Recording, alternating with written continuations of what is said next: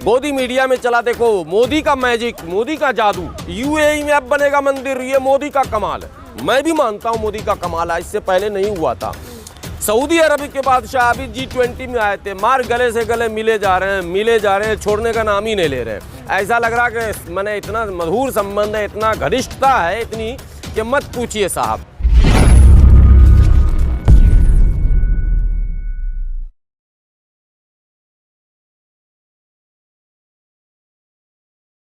भारत की सेना, भारत की फौज, भारत की राजनीतिक तमाम चीजें, क्या अजीब बात है कि कतर ने ये हिम्मत जुटा कैसे लिया कि भारतीय नौसेना के पदाधिकारियों को वो फांसी की सजा सुना रहा, जासूसी का आरोप लगा रहा, उस पर अलग अलग ढंग से आरोप लगाए जा रहे हैं। और ये आज की घटना नहीं है, पहले देश को ये जानना, ये घटना पिछले 1.5 वर्षों से चल रही थी, ट्रायल चल रहा था, भारत सरकार की तरफ से किसी प्रकार से कोई बात नहीं की गई।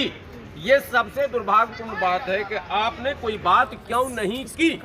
1.5 वर्षों की अवधि में माननीय प्रधानमंत्री जी गल्फ में गए, अभी कुछ महीने पहले मिस्र की धरती पर गए थे, वार्म वेलकम हुआ, जबरदस्त स्वागत हुआ, वहाँ की यूनिवर्सिटी में गए, वहाँ की मस्जिदों में गए, वो सब दृश्य आपको याद होगा, ऐतिहासिक मस्जिदों में गए, वहाँ के कुछ विशेष लोगों से इनकी अलग से मीटिंगें हुई, कुछ अलग समाज, एक बोहरा समाज आजकल ज़्यादा प्यार दिखा रहे हैं मोदी जी बोहरा समाज से, उनके प्रतिनिधियों से भी मीटिंगें हुई, सब कुछ हुआ।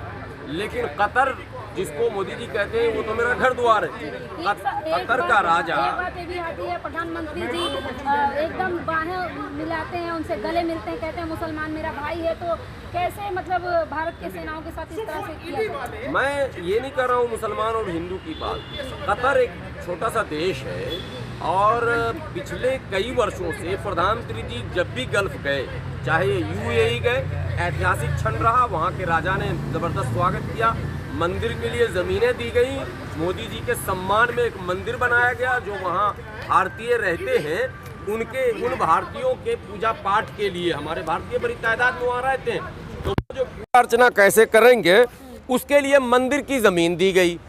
मोदी मीडिया में चला, देखो मोदी का मैजिक, मोदी का जादू, यूएई में अब बनेगा मंदिर, ये मोदी का कमाल है। मैं भी मानता हूँ मोदी का कमाल है, इससे पहले नहीं हुआ था। सऊदी अरब के बादशाह अभी G20 में आए थे, मार गले से गले मिले जा रहे हैं, छोड़ने का नाम ही नहीं ले रहे। ऐसा लग रहा कि मैंने इतना मधुर संबंध है, इतना घनिष्ठता है इतनी कि मत पूछिए साहब। आपकी क्या डिप्लोमेसी है, आपकी क्या फॉरेन पॉलिसी है, आपके पास कौन है डील कर रहे हैं। बड़ा नाम था हमारे NSA प्रमुख जो थे, क्या कहते हैं, डोभाल साहब का।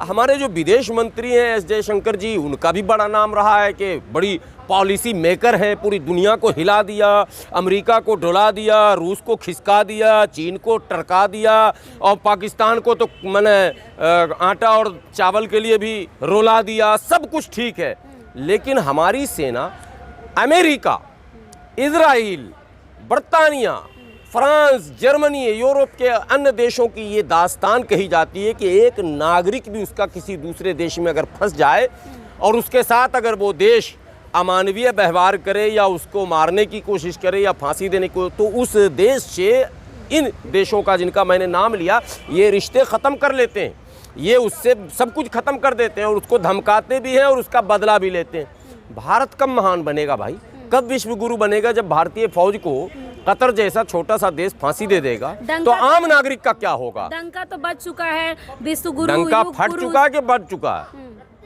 अब बजा या फटा ये तो पूछ रहा हूं मैं देश के लोगों से, जो कह रहे हैं कि 24 में भी मोदी, 29 में भी मोदी, 36 में भी मोदी, 49 में भी मोदी, 70 में मोदी, मोदी मोदी। अभी मोदी जी इतना उम्र लेके थोड़ा ना आए हैं भाई, इंसान है, जो भी इंसान है उसको जाना है इस दुनिया से।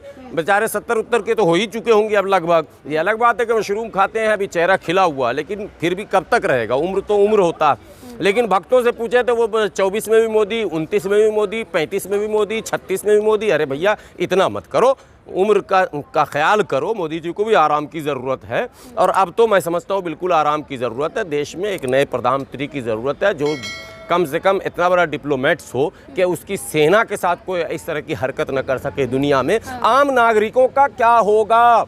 जो भारत के नागरिक कतर में, ओमान में, अबू धाबी में, मस्कत में, शारजा में, दुबई में, सऊदीया में, बहरीन में, कुवैत में काम कर रहे हैं, उन आम भारतीयों का क्या होगा अगर खुदा न खास्ता उनके साथ किसी तरह की कोई बात हो गई तो उनका भी हो जाएगा। जब हमारे फौज के साथ ये हो जाएगा तो आम नागरिकों का क्या होगा, ये बड़ा प्रश्न है। भारत में एक खबर ये भी आ रही है कि अब चुनाव प्रचार सेनाएं करेंगी। क्या सेना करेगी? जो सेना की रक्षा मोदी जी नहीं कर पा रहे हैं और उस सेना से प्रचार करवाएंगे, तो ये कितना बड़ा दुर्भाग्यपूर्ण खबर आप सुना रही हैं। हमें तो खैर इसका नहीं पता कि अब सेना और कलेक्टर और एसपी, हाँ ये खबर तो मिली थी कि कुछ कर्मचारियों को यह आदेश वाज़ाफ्ता दिया गया कि अगर चुनाव प्रचार नहीं किए तो तुम्हारी खैर नहीं है। देखिए, ये सब लोकतंत्र को कमज़ोर करने की एक साजिश है। कर्मचारी भारतीय लोकतंत्र में आम जनों का सेवक होता है और सेना जो है वो प्रहरी होता है। देश की सुरक्षा की जिम्मेदारी सेना के ऊपर है। सेना को आप इसके अतिरिक्त अगर कोई काम देते हैं तो सेना के मनोबल को आप इसका मतलब कमज़ोर करते हैं। सेना का अपना एक काम है, दायित्व है, और वो अपने उत्तरदायित्व का निर्वहन अब तक करती आई है, करती है, तभी हम सीना चौड़ा करके भारत में घूम रहे हैं। इसलिए सेना को चुनाव से जोड़ना, सेना को राजनीति से जोड़ना, सेना को दल से जोड़ना, ये अति निंदनीय है, दुर्भाग्यपूर्ण है। इसकी हम निंदा करते हैं। देश के लोगों से अपील करते हैं कि ऐसी राजनीति का खात्मा कीजिए जो सेना को भी चुनाव की राजनीति में घसीटता हो।